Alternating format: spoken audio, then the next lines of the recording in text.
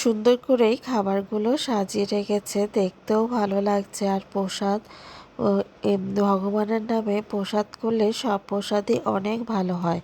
আর এই যে লোকজন চলে এসেছিল, আগেরবার হয়েছিল কি মানে মন্দিরে 5টা 6টা পর্যন্ত লোকজন ভক্তরা খেয়েছে।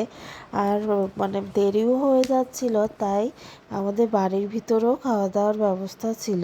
এবার অল্প লোকজন বলে খুব তাড়াতাড়ি খাওয়া দাওয়া হয়ে গিয়েছিল। তাও 2000-এর মতো লোক খেয়েছে।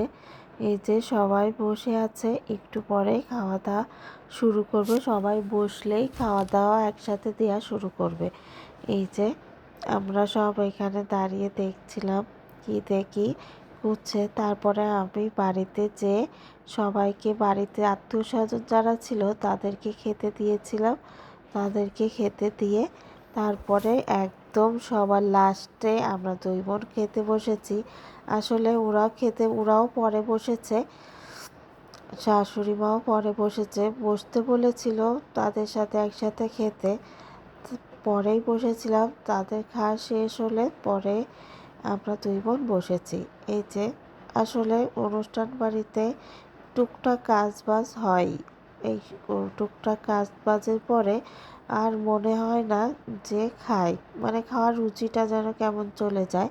তারপরেও প্রত্যেকটা খাবারই অনেক ভালো ছিল। ঠাকুরের নামে সব খাবার অমৃতর মতোই লাগে। আর এই যে ছানা সোয়াবিন দিয়ে রান্না করেছিল। তারপরে খাওয়া দাওয়া করে প্যাকেট করতে বসে গেলাম। যাদের যাদের বাড়িতে প্রসাদ পাঠাবো, তাই 2 বোনে মিলে প্যাকেট করতে বসে গিয়েছি। এই যে প্যাকেটও চলে এসেছে, শাশুড়ি মা এনে দিয়েছিল প্যাকেট। তারপরে প্যাকেট করলাম।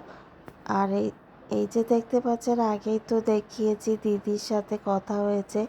রাতে দিদিকে ডেকে দিদিকে প্রসাদ দিয়েছিলাম, আর দিদির কাকিকেও প্রসাদ দিয়েছিলাম। এই যে সুন্দর একটা ব্লগ আপনাদের সাথে শেয়ার করলাম। আশা করি ভালো লাগবে।